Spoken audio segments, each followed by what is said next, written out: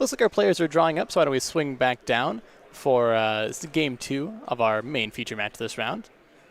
And here we see Ivan, I believe, taking his second mulligan, so down on 5 cards. And when it comes to the London mulligan, I think it's pretty acceptable to go low in Modern. But, blue-white control, it's a deck that it can recoup card advantage, but oftentimes comes at a big cost. And by cost, I mean mana cost. Jace the Mind Sculptor is a 4-mana way to do it.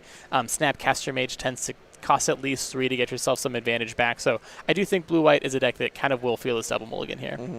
And it's also just a matter of it needs time to recoup its cards. And in 8-turn game, it's very likely that you could make up the difference. And then at turn 8, maybe you couldn't even, if you walked up and looked on turn 8, you couldn't even tell the difference of whether the player would start with 5 or 7 cards. But on turn 2, it's very clearly going to be, it's going to be very clear if Ivan's short on cards and Brandon's able to take advantage.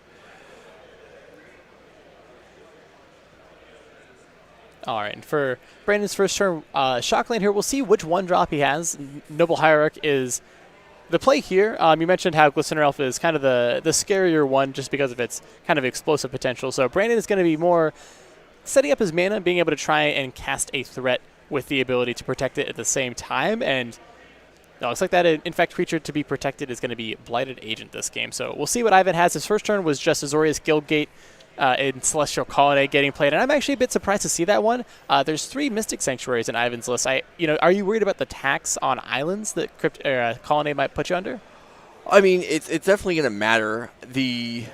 Certainly in this scenario, we want to be, if we draw any company to play Taplands, we want to deploy them immediately. And if there's 2 complete Taplands, that by itself might put Ivan too far behind. Although we'll see what happens here. As Brandon is running out multiple spells on turn 3, we might be done real quick here.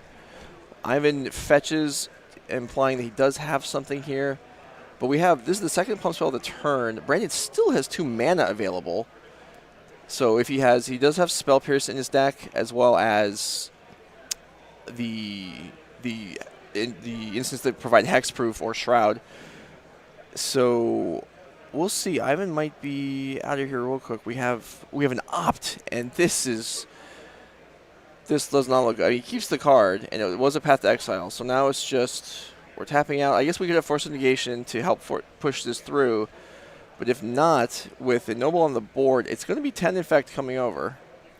Yeah, the potential for a turn 3 kill, and Brandon cracking the fetch almost certainly means there's some kind of protection here. And, from Ivan's perspective, he could do much better. He had a removal spell, and he was able to cast it this turn. But, Infect is a deck with some of the highest highs in the entire modern format, and this resilient turn 3 kill, I think, really shows that off. Yeah, I mean, being able to kill turn 3 with protection is impressive, and that's something where there's other decks in the format that are able to do.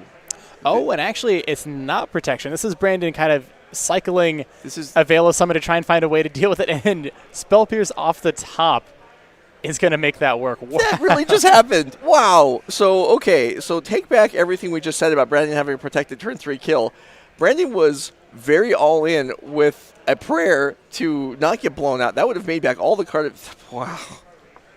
That Ivan, that's going to be a tough one to swallow. And actually looking at deck lists here, I think that, oh, wow. Just, I mean, there's probably about 7 cards that can protect from that, but, if you're Ivan and you see the fetch lane get cracked with the pass, like, you had it the whole time, whatever, man. And, when you cycle the Veils, like, my opponent either doesn't know how Path to Exile and Veil interact, or this is going to be maybe a miracle. So, yeah, that's a pretty only 3 turns of a game, but pretty wild and back and forth. And I had that thought also. Was like, does the player not realize that the Veil's not going to stop this path here? But no, they knew what they were doing. They just needed a cantrip.